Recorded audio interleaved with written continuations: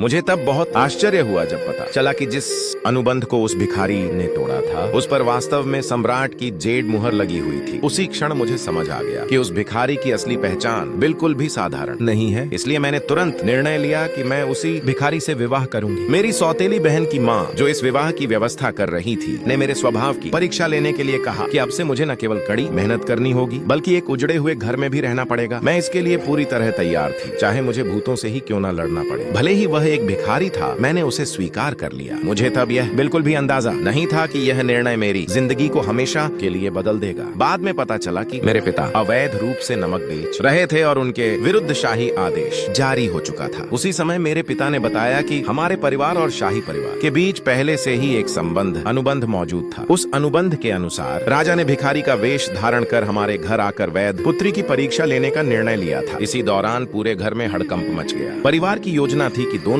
बेटियों का विवाह शक्तिशाली परिवारों में किया जाए, वह भी गेंद फेंकने की रस्म के माध्यम से। लेकिन तभी राजा आगे आया और उसने घोषणा की कि वह पहले ही वैध पुत्री से सगाई कर चुका है। साजिश रचने वाली महिला और उसकी बेटी ने तुरंत इसका विरोध किया। उन्होंने जानबूझकर गेंद एक बदनाम व्यक्ति की ओर फेंक दी और कहा कि वही सबसे योग्य वर है। इससे सम्राट क्रोधित हो गया और उसने उसी समय विवाह अनुबंध को फाड़ दिया। उसी पल मैंने फटे हुए टुकड़ों पर जेड मुहर की छाप देखी और तुरंत समझ गई कि उस भिखारी की पहचान असाधारण है। मैंने अपनी किस्मत पर दांव लगाने का निश्चय किया और हवेली में अपमान सहने के बजाय भिखारी से विवाह करना चुना। मैंने अपना भविष्य उसी व्यक्ति पर लगा दिया। यह देखकर साजिश रचने वाली माँ बेटी ने मेरा उपहास किया और चेतावनी दी कि चाहे मैं भूख से मर जाऊं फिर भी इस घर में वापस ना आऊं। इसके बाद मैं सम्राट के साथ उसके जर्जर घर चली गई। मुझे जरा भी घृणा महसूस नहीं हुई। मैंने कहा कि हम दोनों मिलकर अपनी जिंदगी को बेहतर बनाएंगे। तभी महारानी माँ दवा लेकर आई और सम्राट को डांटने लगी कि बीमारी की हालत में इधर उधर क्यों घूम रहे हो। मैंने बताया कि मुझे थोड़ी बहुत चिकित्सा की जानकारी है और मैं उसके लिए पहाड़ों से औषधियां लाने जाऊंगी। ये सुनकर महारानी माँ भावुक हो गई। बाद में मैंने पूछा कि जेड मुहर वाला संबंध अनुबंध उपयोग में क्यों नहीं लाया गया। मुझे लगा था कि महल के लोग मेरे पिता को बचाने में सहायता करेंगे, लेकिन सम्राट ने कहा कि वह स्वयं बीमार और असहाय था, इसलिए कुछ नहीं कर सका।